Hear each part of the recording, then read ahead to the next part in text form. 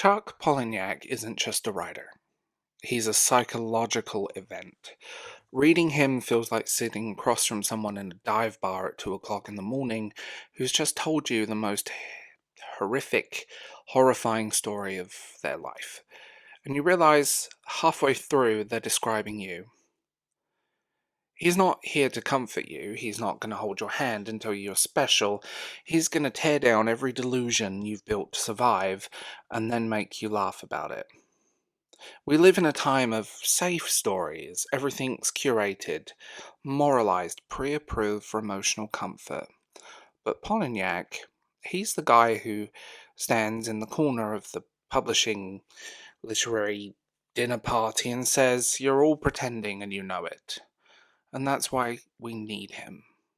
Let's talk about it. Welcome to this episode of The Bald Book Geek. My name is David James, and welcome. Remember to like, subscribe, and if you hit that hype button, that would be recommended. Also, if you want exclusive content, early access, and ad-free versions of my videos, please check out my Substack, Patreon, or consider becoming a YouTube channel member. No one writes like Chuck Palahniuk. His writing is stripped to the bone, short, rhythmic, brutal. Almost every sentence lands like a jab, every pause feels like a confession. His writing doesn't waste your time, because he knows you're already half asleep inside in your own life. He once said that his stories are true stories told slant. That's the secret. He's not inventing monsters, he's showing you the ones you live with every day. And there's something about his hypnotic reputation, those mantras that worm into your head. You are not your job, you are not the car you drive. That kind of writing doesn't fade, it lingers and becomes part of your inner voice. When people say they remember a Chuck Palahniuk book, most of the time they really mean they still hear it talking to them. That's the magic, right? The thing about Palahniuk's fiction that it's always been misread. People focus on the surface stuff, the blood, the chaos, gratuitous nature of it, the absurdity, and assume he's just edgy for edgy's sake. But he's not trying to disgust you, he's trying to wake you up. The gore is a metaphor, the shock is medication, the absurdity is the only way he can tell the truth without you turning away. He knows if he said people are lonely, you'd scroll past it. But if he said a woman removes her face to feel beautiful, suddenly you're listening. He weaponizes the absurdity, and that's the point.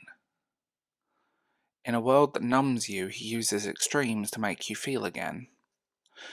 Palahniuk's entire body of work could be summed up as one long, ongoing autopsy of modern identity and modern life and modern humanity. He cuts open the corpse of consumer culture and asks, where's the soul supposed to go? Fight Club wasn't about violence, it was about absence. About men stripped of meaning, searching for purpose in a world that tells them their only value is how much they can buy and what plates you buy from IKEA. Then you have Invisible Monsters. It's about the horror of beauty and the violence of reinvention. You look at his work, often it's about how pain can become content in its own way. Every book is him grabbing the reader by the collar and whispering, "You are performing your pain instead of healing it," and the cruel joke, he's right. That's why his stories are so dangerous, not because they're violent, but because they're true. Some people love to call him edgy, as if he's the literary version of a guy in a trench coat with a lighter saying, "Want to see something cool?" But the truth is, Palahniuk isn't edgy, he's empathetic. His characters aren't freaks for shock value, they're us without the filter. They're the parts of ourselves that we shove into the dark. The shame, the obsession, the weird things we Google at 2:30 a.m. that we never speak of again. He writes about people who are so desperate to be seen that they'll literally destroy themselves to feel alive again. That's not edgy, that's tragic. He just refuses to dress it up in sentimentality. He shows the wounds exactly as they are, still open, still bleeding, and then dares you to look away. What's fascinating is behind all the horror, his work is deeply human. You don't keep reading his books for the shock, you keep reading because he's holding up a mirror and saying this is what we all look like when the performance stops. Pontiac's fiction is about loneliness, not the romantic kind, not the kind that lives in a space between people who don't know how to talk to each other anymore. That's where it lives, in that void. People don't communicate. We spend too long online. We chat to people in messengers, use dating apps. Where's the human connection? That's it. There is none.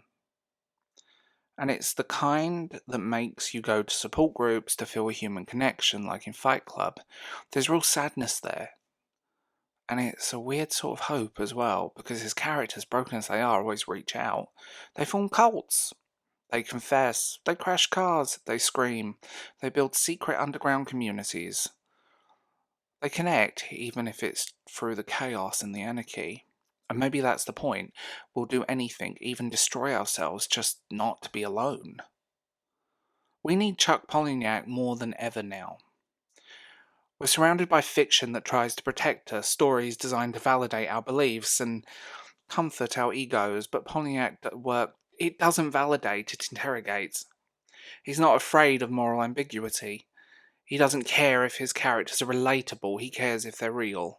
He writes the kind of stories that make you feel physically uncomfortable, because he knows that discomfort is the first step towards honesty. In a culture built on filters, on editing, on sound, on what we choose to project, he hands you the raw, unedited truth.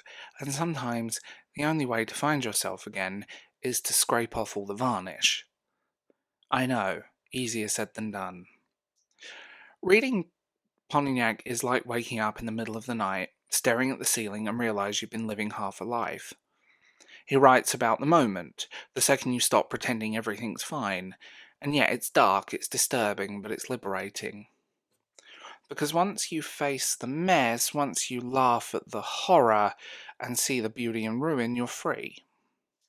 That's the secret power of his books. He doesn't want to save you.